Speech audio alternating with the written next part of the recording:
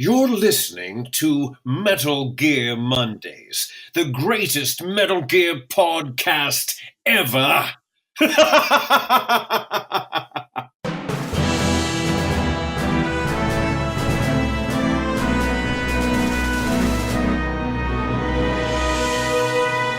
Ladies, gentlemen, boys, and girls, it is with great pleasure that Metal Gear Mondays brings you one of the best and craziest interviews that we've ever captured. We're a Games Club podcast, and we cover all things Metal Gear, and this is your host, Alessio Summerfield, and today I'm joined by... Sam Wright. It's me, ya boy. Yeah, and you guys heard our guest at the top of the episode. That happened, as did much more. So... Sam, do you think we should just dive right into it, or did you have anything you wanted to say before we meet the legend himself? No, just I wanna talk to Cam Clarke, brother. All right, ladies and gentlemen, let's do it. This is an interview with Cam Clarke.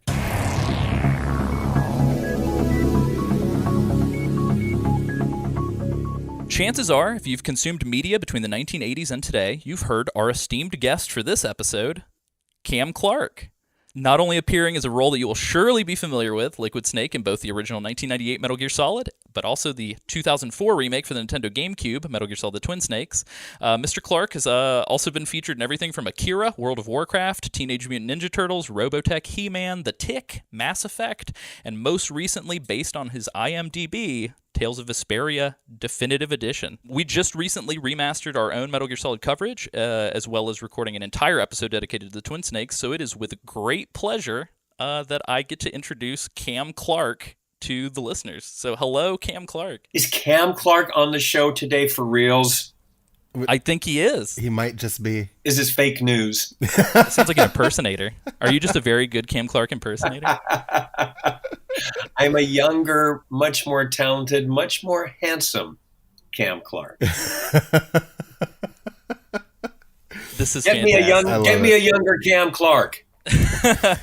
Well, we'll call out to our assistant here. Get the young Cam Clarke in here now. Stat ASAP. Yeah, this is the old Cam Clarke. We did not ask for this. I will tell you guys. Hey, everybody! This is indeed the real Cam. I showed up for a job once, a radio job. I don't even remember what the product was. And they kept having me do this commercial over and over again going, yeah, that's not really, that's not the sound push it more this way, try it more like that. And I'm going, I'm sorry, I'm not able to find what it is you're after, since you booked me for this job. And then there's like this silence, and they went, we actually meant to hire Cam Brainerd. Oh no. What? I didn't think that's a thing that could happen. That's wild. Well, isn't that, again, I'm like, oh, well, and back in those days, the talent pool was wonderfully, luxuriously small. Yeah. And so you go, if you went, I want Cam. There's not a lot of Cams to choose from. There were only two of us. So you had a 50% chance of getting it right or wrong. It's like a coin flip. Totally. If only it was that way now. I'm sure, depending on the pool that you're looking at, like when you look at anime voice actors, it seems like there's a very tight-knit group of people. So I'm sure depending on the niche, it can still feel sort of that way. It's massive. No, it's massive now compared to, when I started working. And I got a campaign for Jared Jewelers because the guy, it was between me and one other guy, and he did not return his beeper, his pager. Wow. Yeah, I'm dating myself, Fred Flintstone. They said, Cam, they got to record this. So drop your voice box, make it lower. And it was like, no one was the wiser. And for like 4 years, I had this wonderful love affair with Jared Jewelers store. I never knew I wasn't the guy that they didn't ask for. I love it. Fantastic. I love it. So Cam, a majority, I would beg to say, probably a good chunk of our listener base probably knows you most as Liquid Snake, just because that's sort of the crowd that we run in is very much so the Metal Gear fans. But as I mentioned sort of at the top, you've been in a lot of other things, but that's not really where you started. You were not always a voice actor. Based on like research that we've been doing and just conversations and stuff, it seems like, and this completely caught me off guard, I had no idea, that you grew up as a child star in front of cameras and microphones your whole life, 7 years old on the King Family Show and the Hollywood Palace. Can you tell us a little bit about what your childhood must have been like? Crazy. It was an amazing Alice through the Looking Glass, amazingly wonderful, eclectic world. My parents I come from old Hollywood. My mom being a famous singer with the King sisters, her sisters, which is where they got this idea for this TV show of doing a show with their children. Hence, they were the famous King sisters, became the King family, which is not our real name anyway. And it was for any of your listeners are musical theater fans, a character, very famous character, Auntie Mame. Oh, yeah. If any of you seen her, that's who I grew up with, only there were 6 of them. That sounds amazing. That sounds extremely surreal. Anything, if any of you guys go onto my page and look at any of the clips, the old clips that I show of our show, that I post of our show, whatever you see there, it was like that at home as well, just breaking into song and dance at home, in the kitchen, in the living room. It was a pretty amazing way to grow up. You hear a lot of child actors, child stars talk about the loneliness or separation anxiety, being, without family and stuff. So it was the best of both worlds, getting to perform, but your mom, your dad, your cousins, your brothers and sisters are all right there with you. So it was incredible. And, That's wild. Try real life after all that. Yeah, I was going to say, if anything, like our lives must seem surreal compared to the Technicolor Dreamcoat of a childhood that you had. Oh my gosh, yeah. It's like, as a little, I spent hours on my psychiatrist couch trying to figure out why I couldn't make it snow anymore, because I was used to on stage, if I sang a certain song, it would start to snow. That sounds like my ideal child. I love that. And you hear a lot of child stars whose their parents took their money. Oh yeah. And I remember my dad would march me into the bank each week after the show, and he made me go with him. And I had you guys probably have never even heard of. Do you even know what a passbook is? I do not. I don't. I think I've heard the term, but you've had these little books that when you go to the bank and put your paycheck in, the nice lady at the teller window would write in your check and give you a stamp, and he would hand the little book to me. I couldn't see over the counter. I was so little. He'd say, hand the nice lady your passbook. And I'd hand her that, and I'd hand her my check, and she'd stamp it, and he'd hand it back to me. And so he taught me a real sense of, this is how this works, Yeah, that's crazy. I mean, and it very much so. I mean, based on, because it was weird. I was looking at when the shows aired, and then I was looking at your birth date, and I was like, surely Cam was no older than 7 years old. And I know, yeah, the King Family Show. It seems like you guys had sort of like a because it ran for a year, but it looks like you guys had like a reunion in '69, sort of like a comeback season. We started in '64 with the pilot episode. Oh, gotcha. We ran through 65 and 60. We had 2 seasons starting in 65. And then we did all the Hollywood Palace spots as well as holiday specials through that. Then we're back on the air weekly in 69 with another series. And the last televised special we did was in 1974. But we also did live appearances nonstop from 65 till the early 80s. It seems it's so wild, I guess, in today's age of television not being standard runtime anymore and streaming and everything's releasing on everything and people are doing documentaries on Snapchat stories. Like, that seems so long ago, and yet not at all. It is very long ago. I love it. It almost. So how do you? I said it started in 65. I meant 1865. Oh, no. That makes a lot more sense now. No, it almost feels like that style is coming back. Like Alessia said, like everything's constantly happening. It's happening like when you. Well, what is missed, because like on my website at camclarkevoices.com, get your pencils, everyone. I have two sets of fans.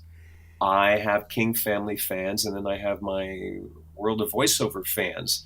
And one thing that the older folks, which are probably like 50s, 60s, and 70-year-olds, which is kind of wild to have that broad a base of ages in your fan base, is there used to be, which I do not think happens anymore, and it's a tragedy. Is, well, I think in the 80s they had, when they coined that phrase, must-see TV. Oh yeah. But there used to be gathering of the family around the television. Yeah. Hey, everybody, put the dishes in the kitchen sink. Come on, such and such is about to start. Okay, close your school book. Come on, and the family would sit down, and the entertainment, the familial psyche, was such that an entire range of ages of a family could gather around a singular program and have this experience. And it was generally the musical variety is what they called it. And entertainment is so splintered now that people only watch what they want to watch, when they want to watch it, and how they want to watch it. That it's like maybe the Super Bowl or the Oscars are couple of the only things that people actually, make an appointment for and gather. You're totally right. Yeah, absolutely. I think the last time that I can even recall that being a thing is like maybe when like Survivor and like the first American Idol was sort of like imitating. Yeah. Exactly. I remember watching the first few Survivor seasons and Idol, and you'd have a party. Yeah, and I guess to some extent like Game of Thrones now, but even that is so, because you've got people subscribing to HBO Go, you've got people kind of wanting to binge things. Nobody really wants to watch anything. I think for me the crazy part was I'm a big fan of Twin Peaks. Cam, I'm not sure if you're a fan of David Lynch or that television show, but I know when Twin Peaks did like a 25-year reunion, Showtime, contrary to popular demand, instead of doing it all at once, decided to trickle it out week at a time. And friends of mine were very upset, and yet I was very excited because it meant I could have people over on Sundays, and then we'd have an entire week to discuss what we had seen. Yeah. And I loved it. That's something that you lose in this day with like the streaming culture. They just release the whole season at once, and you just binge watch it. It's an entirely different feeling, like going week to week and really experiencing something like that. Totally. And I love how binge watching is just another way of saying what we used to call couch potato. Yeah, totally. You would never admit, it went back when we started having VCRs and could record things, that you sat there for 7 hours. People would go, man, get a life. And now it's like, I binge watched 7 hours. Get out. Really? That is your life. Cool. Yeah, I didn't leave my house for 12 hours. And it's applauded. I put on a diaper so I didn't have to get up to go to the bathroom. You were so awesome. That is so cool. Oh, like, wow. I feel like I make points these days too with like the Netflix and everything, when a show comes out that I enjoy, to not watch more than like 2 episodes in a sitting, maybe 3, because I want to extend that enjoyment as long as I can. Yeah, me too. Yeah. Well, so Cam, tell us a little bit about how you went, because I mean, from child star in a family musical act to a voice actor with hundreds, literally hundreds of projects. Kind of seems like a little bit of a disconnect. I think to some extent, as you kind of mentioned, like when people think child actor, child star, they sort of think that like you peak and then that's it. How did you make the jump from what you were doing before to what you do now? Well, it kind of was like it's kind of hard to think you reach the height of your career at the age of 9, um, but a lot of people do, and I tried to stay on camera, but on camera didn't stay on me. So it was just very fortunate for me that I accidentally fell into the voiceover world. It wasn't anything I was looking for. And in fact, I didn't even know it was a world, and quite accidentally fell into it, because if that hadn't happened, I would have had to pursue some other line of work, because I couldn't get arrested on camera. I couldn't get an interview, let alone land a part. I couldn't get an interview to audition.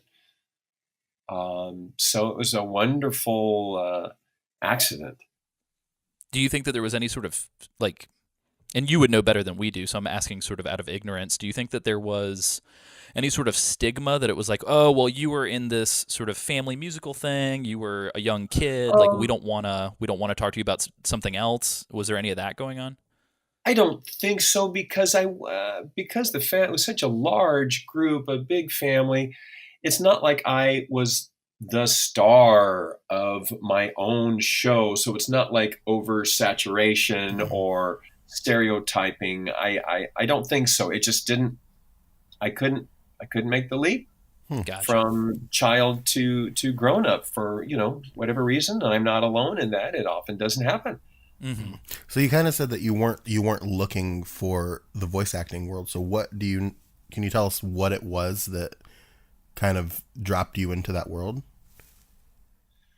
My brother Rick was a producer of post-production at Warner Brothers, and he was working in episodic television, and he needed some voiceovers done for some of these shows he was working on. So I would come in, and being an actor, I was able to, do this, that, and the other. And on one particular job, it just was such serendipity. There was a couple, this man and wife, that happened to be on this one episode of, I couldn't even tell you what it was at this point, something actually at Columbia Television. We spent the day working, doing these voiceovers, doing various voices for the background of the show. And that means everything from when you're watching a TV show, from your hospital pages to the police radio calls. Oh, wow.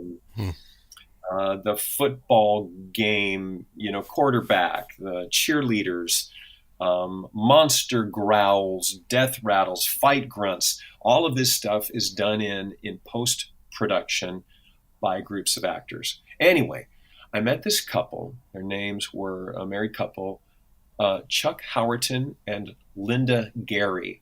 Now, Linda Gary was the biggest animation gal of the 1970s and early 80s. She did everything. And if you guys Googled her, you'd find some of her big titles.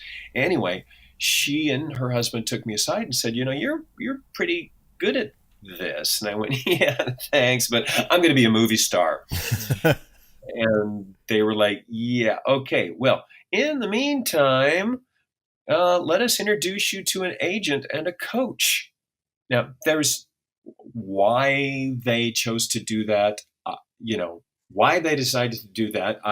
Well, obviously they did indeed see something in my work, but they took me under their wing, and I got an agent and a coach, and I just never looked back. But I wouldn't even known to look into it were it not for them. That's wild. That's crazy. Yeah, I know. Kind of digging through some of your recording past, it sort of seems like sort of you had described two different groupings of fans. It seems as if sort of the group that maybe Sam and I are kind of more familiar with as far as the Cam Clarke fandom. It seems like the sort of first entry point might have been somewhere around like the original Robotech. Did that happen? Sort of due to connections from sort of these conversations back then? Like, how did you end up being such a big voice for anime in particular, or even animated things like He-Man or Teenage Mutant Ninja Turtles? It's kind of like a domino thing, and kind of like butterfly effect, sliding doors, all of those metaphors. I met a couple of people doing this stuff for my brother, some other people, and there was this project. Someone got this bright idea to take Mexican soap operas and dub them into English. And so we started doing this body of work of dubbing soap operas. That sounds like something I would love. I grew up because my grandmother is Mexican, and I grew up watching those soap operas. So oh my God, this would have been in the early mid '80s. Broken Doll, Love's Strange Ways. There were 4 shows we worked on. So pregúntale a tu abuela cuál eran tus programas. Y quizás ella va a recordar uno de estos títulos. But man of many talents, Cam Clarke, ladies and gentlemen. Yes, the very bilingual. So anyway, this was this huge crash and burn project. It was horrible. Nobody who would want to watch that. Nobody. Anyway, go from that to. Hey, there's these auditions going on for this other thing at this other studio. And some friend told me about it, and I couldn't get an interview. So I just crashed my Robotech audition and just showed up. Yeah, I love it. Nice. And gave my name, and the gal at the desk said, well, I'm sorry, we don't have you here. And I went, well, I am here, so how can I know about it if I'm not standing right here? And she got flustered and said, oh, all right, well, just sign here, take a seat, I'll call you in. You basically trolled your way into your Robotech audition. I love it. Excellent. Yeah. It's very punk rock of you, Cam. I'm a big fan. Well, Max Sterling did have blue hair, so. I wish that I was being hyperbolic, but you've quite literally been in like over 400 things. That's quite a big word for such a young man. Wow. I wanted to ask, and maybe this is like the most boilerplate, like fluff piece question ever, but I'm always curious to see sort of from your perspective, have you had like a personal favorite project, something that's like really stuck out to you? Yeah, I have. My personal favorite project would have to be being the voice of Snoopy in Peanuts. Whoa. And it's not because, I got to use this crazy voice, or, these scripts were so, freaking funny. But for me, my fan geekdom was Charlie Brown. Mm-hmm. Growing up, I could not get enough of those little kids, and they were like my best friends. I owned every book, every sleeping bag, T-shirt, doll, and all of that stuff, pillows. And so to get to when an audition came out saying, "Hey, they are going to animate the off-Broadway musical Snoopy," which was a follow-up to You're a Good Man, Charlie Brown. Mm-hmm. I was like, and being that I come from a musical background, I was like, wait, they're going to animate my Snoopy? And of course, growing up for me, there's talk about must-see TV. Appointment television would be It's the Great Pumpkin, Charlie Brown, and totally. Charlie Brown Christmas. Yes. Yeah. So when I got word that I landed that, it was okay. Well, I can die a happy man. That's awesome. I had no idea that you were such like a. I'm trying to think of the best way to say that. Like a peanutophile. Like what would you call that? Like a Charles Schultzophile. Well, Like I let's had. just call it a penophile. There we go. That Okay. sounds good, right? Yeah, Nobody will take that out of No, context. that sounds bad. What I mean that sounds like a total awesome gig. And maybe I'm being pessimistic when I say this. I'm assuming that it wasn't the most challenging role though. Have you had like huge challenges in your career that maybe have been kind of sticking points that you can reflect back on, or has there Nope. been anything like that? Nope. In a word, it's all been. I won't define challenging. Okay. I guess like out of your comfort zone or something nothing is different. nothing. No, nothing's been out of my comfort zone. But sometimes the characters are or the director involved, is like curing cancer, and I'm like, dude, it's just a video game, right? And so, and maybe because I'm such a veteran that it's like, I get the big picture. I want to do the best job, but sometimes I've been in situations where I'm like, wow, dude, we got it. We're good here. There was one character that was difficult to wrap your head around, and so doing the work was hard just because of the space. Help me out with the name of this, guys. It was somebody I played who was like trapped in time, like patient something something, or dang Trapped it. in time. I'm trying to think. It was like I don't mean the show was a Twilight Zone thing, but this Yeah. character didn't know where he was. It was a character who didn't have a name. He had like a handle. He was like Agent 11 or crap. Oh man. Now Do you I'm know? trying to, Do you now I'm know trying to dig. about when this was, or No, okay? but he was someone who was. It was like Italian, ancient Italy. It wasn't an Okay. Assassin's Creed thing, was it? Assassin's Creed. Yeah. Oh, Yeah. yeah. Who did I play in that? You played, that? yeah, you played. Okay. It was a Subject 16. It was like the There other. you go. Yeah, Oh There you yeah, go. you're totally right. Oh my God, Cam, you did do that voice. I didn't even think about that until just now. Wow. And that was hard because you are trying to put forth a universe where you don't know where you are or if you are. Mm-hmm. So that was challenging, but in a good way. Yeah.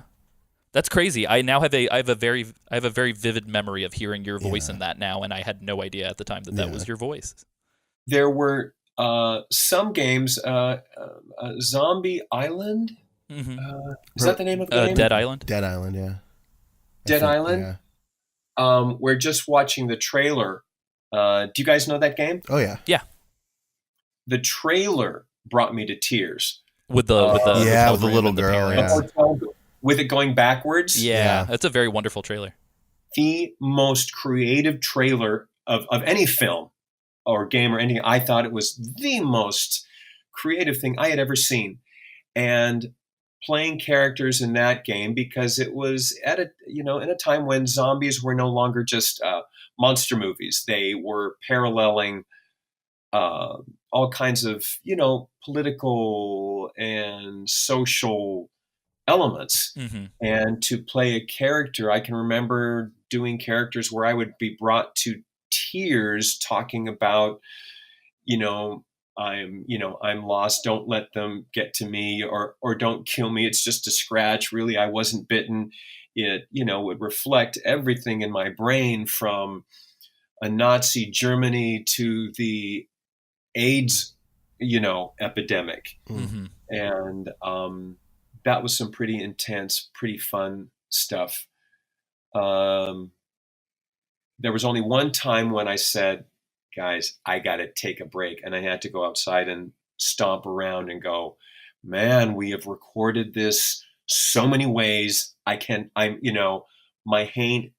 brain is going to implode if we say this line one more time. What line was it? Are you able to say? Oh, I'd rather not. Okay. Gotcha. No, I totally understand. Yeah. Well, that's crazy. Well, and I guess that actually kind of brings us to a really good point. And I know, sort of off mic, there was a little bit of discussion about this as well. So I just kind of wanted to provide context for the listeners and kind of maybe give you a chance to. I think setting the record straight might be a little extreme, but like give us just an insight into kind of what happens in these situations. So I'm curious, like from our end as the fans, we tend to kind of mythologize what happens in the studio. Can you kind of tell us about maybe what it might be like to come on board, hypothetically, like if it was a Metal Gear game, or if it was any game or show that you were working on?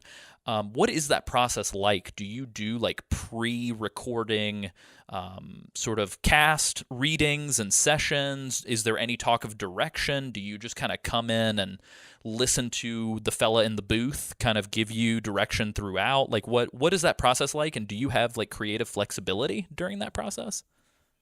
Oh golly, that's a very long. I'm sorry. It depends on the project, but like you got to remember, like with Metal Gear,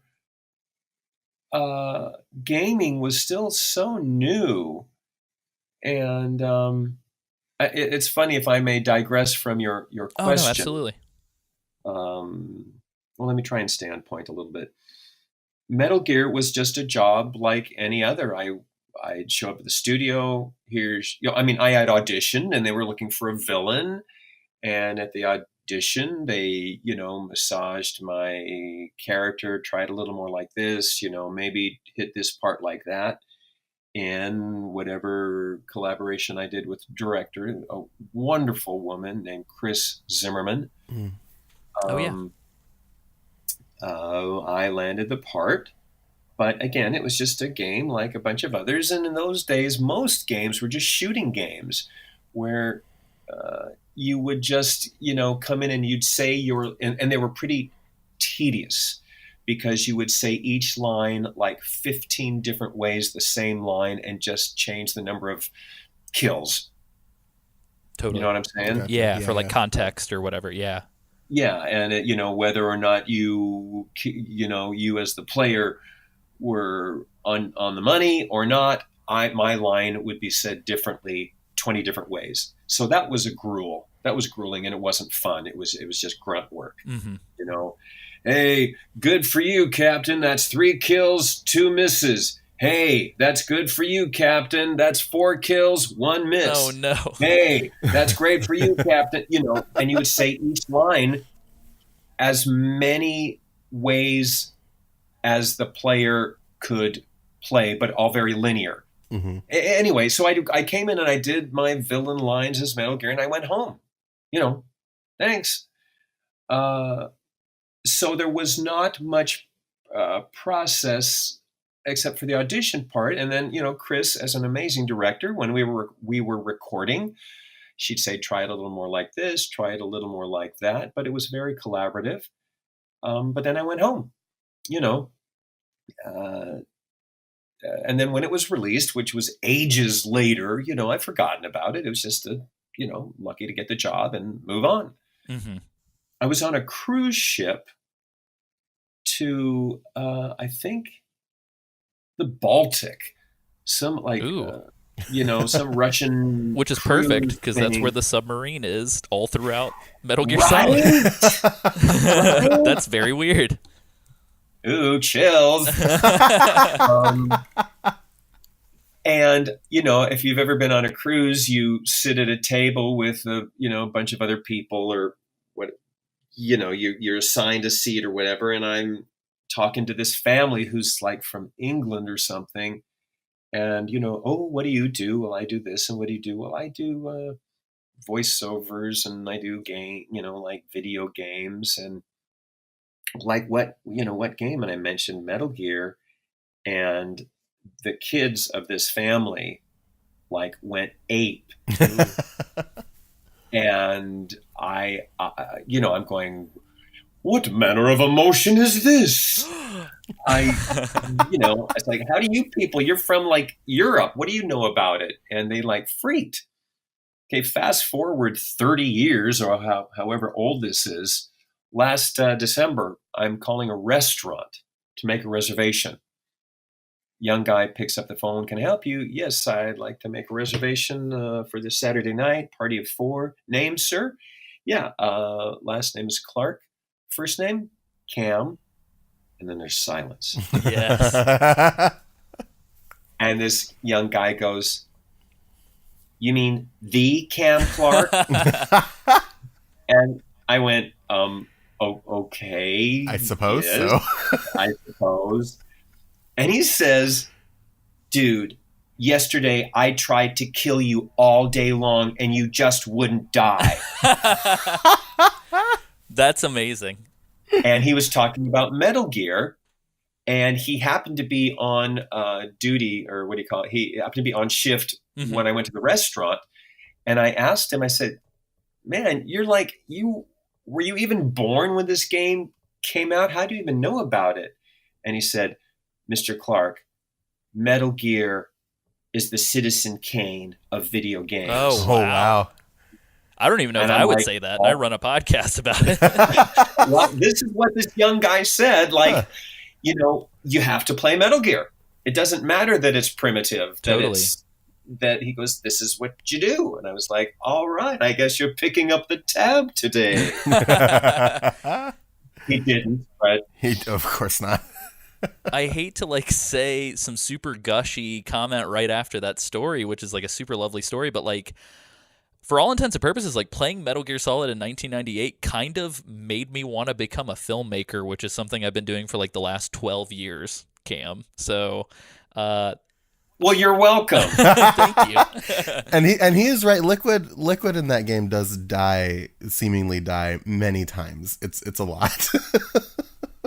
Well, for me, the best part was when somebody sent me a link to what is now pretty famous or infamous. Someone took Liquid and animated, because I did a record album on which I sang "I Will Survive." Oh, that's amazing! Excellent. Somebody put the two together. Have you seen this clip? No, you haven't. Someone takes Cam Clarke singing, and I did a very sultry version, very slow, kind of sexy. Not like the disco version. Yeah. I slowed the beat down, and it's very smoky and sexy. And they took images of Liquid and used them to hit all the musical beats. Like if his arms would go out, they put my voice going, go on now, go. Walk out the door.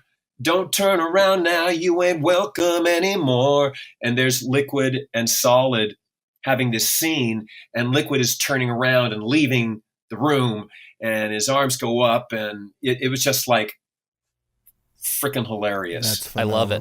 As a huge fan of Gloria Gaynor, I can't believe I've not seen this video, but we will definitely link to it in the video links for the show on the website. Oh, it's hilarious. That's amazing. I had a question. So one of the things that we had posted to like our listeners was the video that you and David did over this past Christmas, reading the holiday, night before Christmas. The night before Christmas. Who orchestrated that? What was the? I did. You did. It seems like a very Cam Clarke thing to do now that we've talked to you and we know your personality. I love it.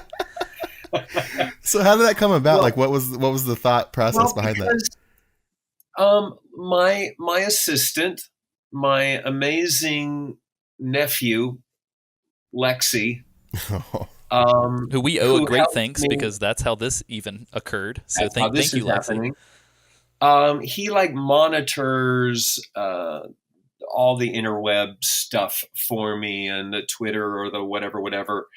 And some fan had at some convention, he's not like he's standing vigil watching everything, but he like spot checks things. And some fan we are asked at these conventions to do some of the strangest things. I can only imagine.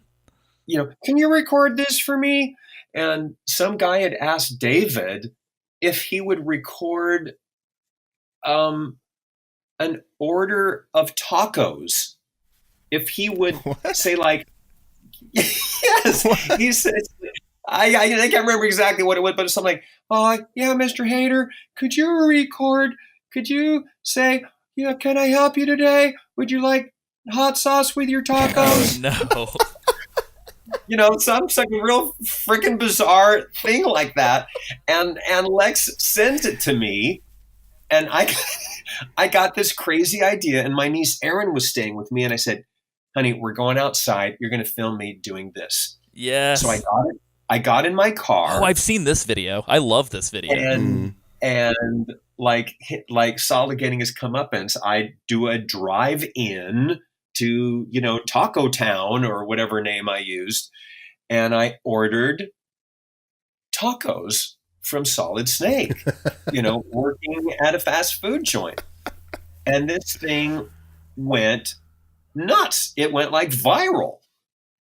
And that was because Lexi found it, and I just decided to do that.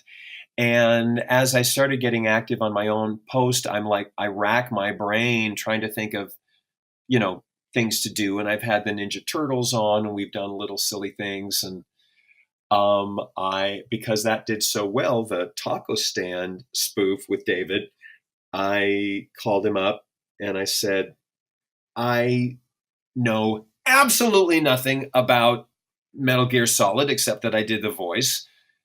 But I was thinking a fun thing to do would be to do a spoof on the night before Christmas. And he said, well, let me think about that. And he got back to me like within a half hour. had written the whole thing. I mean, literally, and it's brilliant if you've heard it. Yeah, it's fantastic. The spoof, the satire, the rhymes are crazy. But so he just came over to the house, and we sat that up in my dining room, and we read it, and it was, one of those wonderful things. The shot heard round the world. The reindeer antlers were a nice touch. Yeah, my touch. My touch. The flare was all Cam. The flare comes from the gay guy, okay? And it had so much activity, whatever the word is, that Variety magazine picked it up. Oh wow, that's amazing! I had no idea about that. That's crazy. So I will tell you that I did have a Valentine sketch ready that I wanted him to do with me, but he's writing on a live action project right now and just could not pull himself away. I gotcha. To do that. But there's always next Valentine's Day, Charlie Brown. I love it. Are you guys good? Were you guys good friends prior to Metal Gear, or was it Metal Gear that kind of sparked? I had never met him. Okay. All right. Are you guys friends at all, or is it just like a hey, let's do this? Like, no, David's an amazing guy. We have never hung out. After I did the Christmas thing with him, but when we've seen each other at a show or something, yeah, we're very friendly. But we've never like partied or anything. I was invited to his birthday party this year, and that was wonderful. And we're going to be at a convention together this year at. Should we do Is this the shameless plug? Yeah, go ahead. You're our guest of honor. You plug whatever you want to plug, Cam. I am the shameless guest of honor. This is the Renton City Retro, I think it's called, and that's this May 25th and 26th in town outside of Seattle. I think one of you guys said you live. Yeah, I live like 30 minutes away. I may have bought tickets already. Yeah. So Liar. I do. I'll show you the receipt, sir. Well, maybe I'll say hello. Well, maybe. Well, maybe I'll say hello. How's that? Maybe I'll not say hello first. Ooh, Cam, okay. maybe we'll spend money to get in line to have you sign something and sit there and wait hours just to be told to go away at the end. Ooh, I like Maybe That's that's right. what'll that happen. too. Perhaps Liquid will not be in the mood. I can be a dark cloud, from time to time. Very moody. Very spooky. Maybe you can buy me a Coca-Cola, and things might go differently. I'm writing this down. I'm taking notes from Liquid Snake about Coca-Cola. Check. Okay, got it. Yeah, just a Saturday afternoon. Yeah, Liquid and I, we went out for a Coke. It's all that. Oh, no. Have you seen, this is totally tangential at best. I feel like... Another big word from such a young fellow. Sorry. Cam, I'll be 30 in October. You're making me blush. Oh, you're making me blush. Well, fiddle-dee-dee. That was that word on your desk calendar you used this word today? It was not. I do not have a desk calendar because I try to conserve the environment, Cam. Thank you very much. Whoa. Wow. Okay. The burns I will are have warm. no straw with... Liquid will not be using a straw with his Coca-Cola, just so you know. Very nice. The burns are strong and aplenty. Your impression just then, Cam, kind of reminded me. I don't know if you've seen Bill Hader do Lorne Michaels impersonation recently. No, It was Lorne Michaels name dropping serial killers at a restaurant. It's a very, very funny clip, and so I felt like we should definitely plug that because it's wonderful. But anyway, back on track, I suppose. I guess. Yeah. So I guess just in general, then I did have a question about how, I guess, not necessarily insular, but like obviously when you're doing these, well, not obviously, when you're doing these voice recordings, you're by yourself, right, Cam? Like for the original Metal Gear Solid, you weren't in you didn't have the whole cast in a room off to the side, right? No, and David might be able to help me out with this because he's like a savant with this information. I think there might have been a couple of sessions where he and I were together, but that's really rare in games. Mm-hmm. In cartoons, you are often with a cast, like an old radio show kind of thing, a bunch of chairs in a semicircle around a bunch of microphones. Very cool. But for most of that, I was, by myself. Gotcha. So did you know any of the other cast members? Did you interact with them all that much? Yeah. Well, again, I was. You mean outside of the like booth? outside, running into each other in the halls or the parking lot, anything like that. Like Jennifer Hale, we'd worked together quite a bit, and I adore her. Paul Eiding, I'd known for years and years. And again, in those days, the community was quite small, and so every audition, you'd see the same, 20 people. And you'd like have party in the lobby, and often whoever's running the audition sentence would open the door and go, "Shh, will you people keep it down out there? We're trying to record." I'm just going to think of that now anytime that I'm playing Metal Gear and anybody's doing the codec call conversations, just thinking of the whole cast partying in the background. That's very funny. Exactly. A very, very lucky man am I to have got to play in a big giant sandbox like that. So you've kind of talked about the process a little bit, coming back to the studio to redo the voice lines for Metal Gear Twin Snakes. Did you think about ways to improve that performance, or any ways, like, I guess, I'm trying to find a way to ask this. Darling, you can't improve on perfection. Liquid's right, Sam. He is correct. Did you come in with a different mindset for it than you did the first time, or were you just like, this is Liquid, I gotta go back into that kind of place? I kind of have an innate little spot for foppish villains, I guess. So you don't say. Yeah, I love it. It's my favorite. It's my favorite little piece of real estate is that kind of world. It's very cool. I 100% overwrote the hell out of this question, so I'm just going to ask it point blank. So our Because I might fall asleep here. yeah, no, exactly. As I'm sure listeners do quite often, fall asleep to me speaking at length. If So there's a fella who has been somewhat recently a little bit more talked about within sort of the Metal Gear fan community because of various involvements in various projects. However, did you just say fella? yeah, I did say fella. You got a problem with that? Cam? Yeah. It's a little time warpy, but I'm digging it. Thanks.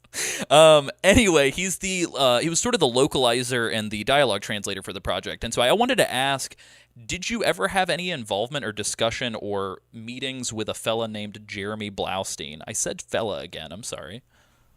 I think you're just gonna say fella for the rest of your life now. Yeah, this is my curse. I don't recall that name, Your Honor. Okay. That's it. That's all I needed. But that doesn't mean that I didn't meet him or spend a week in Lake Tahoe with him. That name doesn't ring a bell. Gotcha. Yeah, he came up in a previous interview that we had with a gentleman about some of the history behind the game, and so we just sort of doing due diligence felt like it might be worth asking. But that's awesome that you mentioned Jennifer Hale as well. We are hoping to have her on the show. She's expressed some interest, so maybe we can combine you guys somehow through the power of technology. But yeah, that's awesome. Thanks, Cam. Great. I wanted to know, do you have any upcoming projects that you're allowed to tell us about, or anything we should be looking out for? No. Okay. Moving on. Correct. I have a bunch of conventions this year, but nothing. That everything is so hush hush and so secretive that there's nothing that I can really talk about that much. So stop asking me, man. All right, dude. I'm done with that. Nice.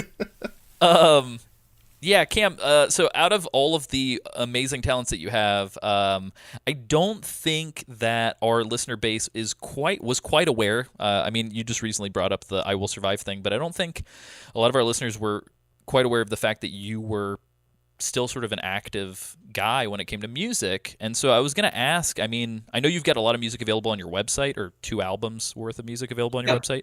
Do you have any other sort of music projects or like independent music projects that you're working on at all, or something we should maybe keep an eye out for? He's so secretive. So hush hush.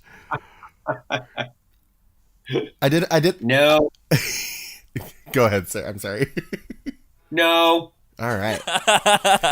Did we break him? I think we might have broken Cam Clarke. Is just him saying no over and over again. I'm fine with that. I did have a question. I was looking some stuff up ahead of the interview, and you apparently have an uncredited voice as the singer of the Bob the Builder theme song. Is that true? Look, I don't know.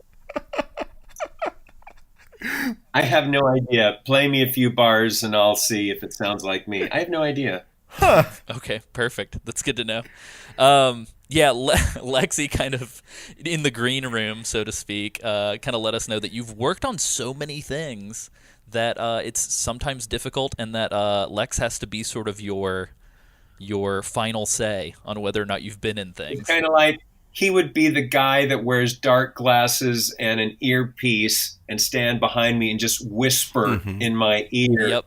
Every time somebody comes up and says hello, I'd go, "Oh, hi, Sam." And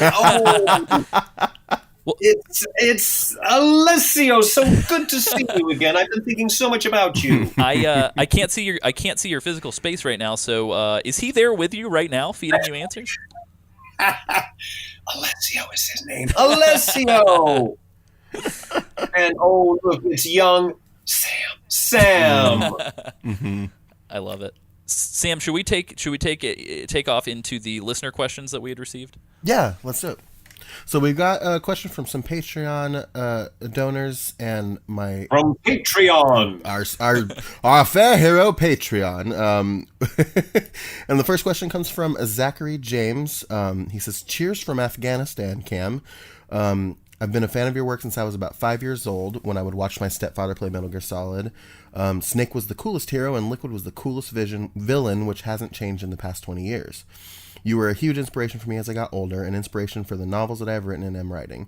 And he says, "Thank you for completely enthralling me as a child and continuing to provide enjoyment to me as I replay the series annually." And his question is, what advice do you have for those who want to get into the career field of voice acting and other voiceover work? Any particular practices or skills people should work on? Golly, that's always such a tricky one. I think location needs to be first. I don't know what I don't know what kind of voice work there is in Afghanistan. Yeah, maybe not a lot. So I don't really know how to pursue that personally for him, but I would tell others to get thee to a city that does voiceovers and study with working professionals as opposed to any kind of online or even college people who may think they know what they're doing. You need to be with the working folk to really get a handle on. You want to get struck by lightning? You gotta dance in a rainstorm. Yep. I love it. I'm gonna butcher this, and I can't believe I'm doing this to you of all people, Cam Clarke. Cole Duncan writes, "Liquid." Sorry, couldn't help myself. So good to get to say hey. His two questions are: do you have a favorite? Hey. Do you have a favorite moment from your appearances in Metal Gear that you can recall? And I think Cole's talking about because you did also appear as a voice in Metal Gear Solid 2. So do you have a favorite moment from either of your Metal Gear titles? No. Very nice. And this one kind of already got answered a little bit. Yeah, that's true. Yeah. Cole is asking if there are any plans for future videos with David. So let's keep our eyes open for next Valentine's Day. Mm-hmm. Valentine's Day 2020. I'm going to grab him. There's other holidays. I've got my list of, maybe I can come up with something for him and me for Arbor Day. Ooh. Ooh. Well, you have to flip through your desk calendar and then you'll find out. Yeah. For big words. If there are even any trees left on Arbor Day after all these desk calendars. Yeah. Right? Jeez. Oh, boy. Well, yeah. I all guess. right, boys. Yeah, I guess it just stands for us to say thank you very, very much. This has been an absolute pleasure and definitely a highlight of this podcast. Thank you guys, and I look forward to meeting you in Seattle. Absolutely. Yeah, where can people find you online, Cam, if they want to get more Cam Clarke in their lives? Oh yeah, you can mainline me at camclarkvoices.com. Very nice. And there's all kinds of clips from my old shows and interviews with fellow castmates and stuff like that. And yeah, there you have it. We have a lot of fun over there, so check it out. That's awesome. You should tell David that we're looking for him. We need him. We need him as well. So next time you see him. Well, when you see it, when you come in May, I'll introduce you guys. That sounds amazing. Thank you so very much. Yeah. Excellent. Awesome. It's been a pleasure. Well, have a great Thank rest you of very your much. day.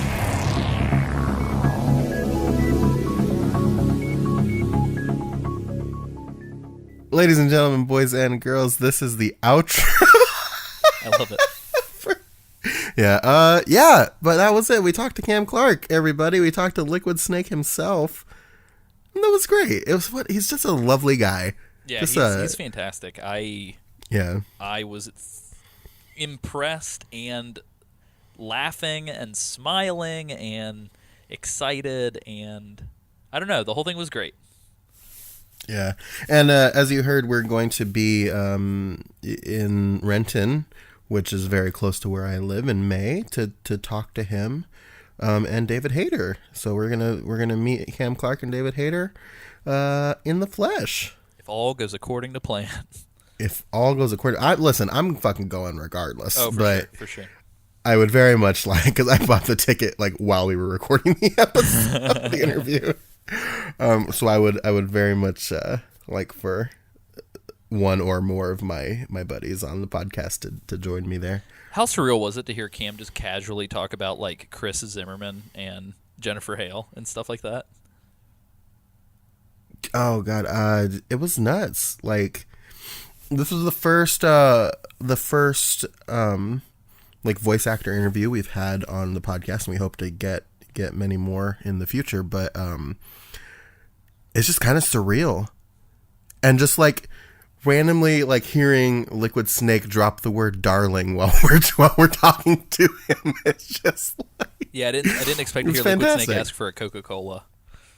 Yeah, me either. Yeah, without a straw, mind you. Of course. No straws for Liquid Snake. I also didn't expect it to. I didn't expect Cam to be so catty, and I love it. It was very funny. Yes, perfect. And all the theater stuff, hearing about his childhood and all the theater stuff when he was growing up was great too. So that's awesome. That like I said it in the interview, but like I truly mean it. That it's like that was like my ideal childhood that he had. So. Yeah, massive. Busting into song, it's like a normal. It's like a regular old musical life. Yeah, an immense thank you to Cam Clarke for being on the show, and also a massive thanks to Lex, Cam's right hand, for being so gung-ho about my constant and persistent Facebook messages and still responding, and being so kind as to hop on the phone before the interview with Cam to just kind of talk things through. So really appreciated all of that, and that was just an all-around great experience. So yeah, that's great. Yep. Cool. Sam, do we want to do our typical sort of Patreon plugs and all that stuff? Yeah, let's do it. Very nice. So, as always, you can go to patreon.com/Metal Gear Mondays to listen to episodes like this early. For as little as $2 a month, you can support the show and get early episodes and a whole second podcast. And everything kind of shoots up from there. There are a bunch of perks at the $5 level, the $10 level, and so on and so forth. But yeah, any... It's good because if you're listening to this on the main feed, you're listening to it like the end of March maybe, but if you're a patron, you probably listen to it at the beginning of March. Yeah, craziness. Yeah, sometimes sometimes we have to do, especially with these interview episodes, we're going to be doing them probably way earlier than they will be releasing. So at the very least, the interview episodes you will get way early. I think the main line, for the most part, you typically will get like a week or two before. But the interviews you might end up getting super early, like Terry and Cam. So very cool. Likewise, too, if you want to support the show and you want something cool physical in exchange, all of the physical goods are at bit.ly/MGM store. You can buy some awesome t-shirts and stickers and stuff. I actually just purchased some stuff, and all that money goes to support the show and specifically helps cover Sam's kick-ass design work. So yeah. But yeah, I just ordered a Fumbling in the Dark with Isaac Lim sticker and a Metal Gear Mondays logo t-shirt. So a lot of fun. And if you do not have any finances to support the show with, which is 100% completely and totally acceptable, if you do want to help support the show in any way, feel free to not only share us on Facebook and Twitter, Metal Gear Mondays, or on Twitter at Metal Gear Monday, but also feel free to leave us reviews on iTunes or ratings, depending on what platform you're using. All of that stuff helps. And sharing us on social media actually super helps, because it can help grow the listener base and help get us more recognized by search engines. So yeah. Sam, where can people find you on the internet? People can find me on the internet at Sanjul. That's SANJUUL. And yeah, that's about it. Yeah. And Instagram at Metal Gear Mondays is Instagram, essentially Sam's home turf. Yeah, that's where I live. I have a normal Instagram, but I also have the Metal Gear Mondays Instagram. So I kind of monitor and manage that. Alessia posts those very cool clips announcing the episodes. I take clips from the episodes and throw dumb GIFs and weird edits on top of them and do like a clip show version of the show on Instagram. And sometimes I post like other stuff. So like, yeah, just other stuff, funny stuff. Nice. Things like that. Well, you can also find me at AC Summerfield on Twitter or acsummerfield.com. One last thing I totally forgot to mention, and I hope you guys stuck around until the end. If not, it'll be in the show notes. But we are now going to be starting a Discord server. So if you are a Metal Gear Mondays patron at the $1 level or higher, you get access to that. So be sure to check your messages. And if you are curious about joining the episode 100 trivia episode, we have some good news. We are now opening it up to $5 patrons as well, just to get more people in on the action. We still want to keep it relegated to patrons, so that's $5 and up. As a way to say thanks, we want to offer something super, super special. But that doesn't mean that we think our listeners are any less special who don't contribute on Patreon. We just wanted to kind of do something unique for episode 100. And yeah, so that is now, you're now eligible at the $5 level, and you should be getting a message on Patreon as well. Sam, how do we close out such a fantastic show? I mean, you... Well, I wanted to also reiterate. He did mention it in the interview, but I wanted to say you can find more information about Cam at camclarkvoices.com. He's also on Twitter at camclarkvoices, so totally. Definitely follow this lovely gentleman. Absolutely. And as far as ending the show, I mean, Cam, he has so many unique talents. I think he's such a fantastic human, especially hearing about his childhood.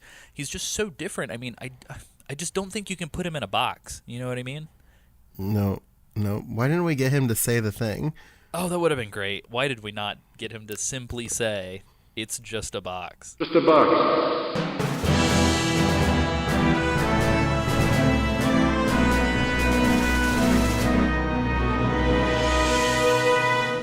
You're listening to Metal Gear Mondays, the greatest Metal Gear podcast ever.